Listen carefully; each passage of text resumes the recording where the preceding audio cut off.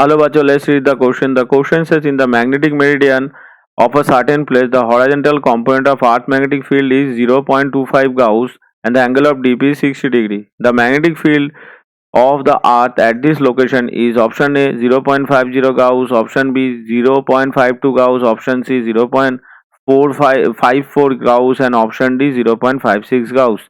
Now, what is angle of dip?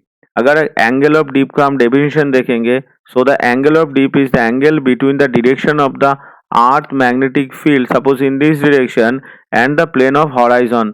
That means ये जो direction होगा ये होगा एंगल ऑफ डीप. अगर मैग्नेटिक नीडल को हम मैग्नेटिक वर्टिकल प्लेन में हम इस तरह से हैंग कर देंगे, सो हॉरिजॉन्टल डायरेक्शन के साथ जो एंगल करेगा उसे हम कहेंगे एंगल ऑफ डीप.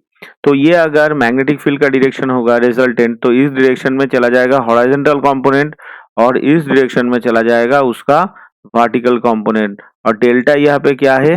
डेल्टा है हमारा यहाँ पे डीप एंगल. तो ये हो गया. अभी क्या है, अभी इसमें जो क्वेश्चन में जो डेटा है, पहले तो क्या है, द हॉरिजॉन्टल कंपोनेंट यानी BH का वैल्यू कितना है? 0.25 गाउस है. ये हो गया.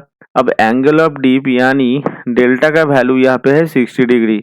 अब मैग्नेटिक फील्ड का डायरेक्शन यानी हमें B का जो वैल्यू है उसको हमें कैलकुलेशन करना है. तो अगर हम रिलेशंस को देखें तो ये जो BH है, BH को हम लिख सकते हैं B cos डेल्टा. सो BH का वैल्यू कितना है? 0.25.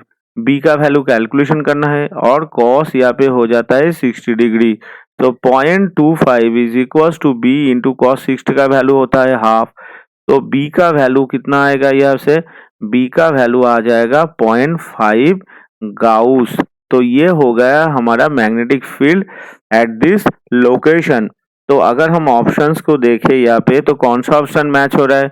ऑप्शन ए हमारे आंसर से मैच हो रहा है. So option A is the correct answer. Hope you all understood it well. Best of luck. Thank you.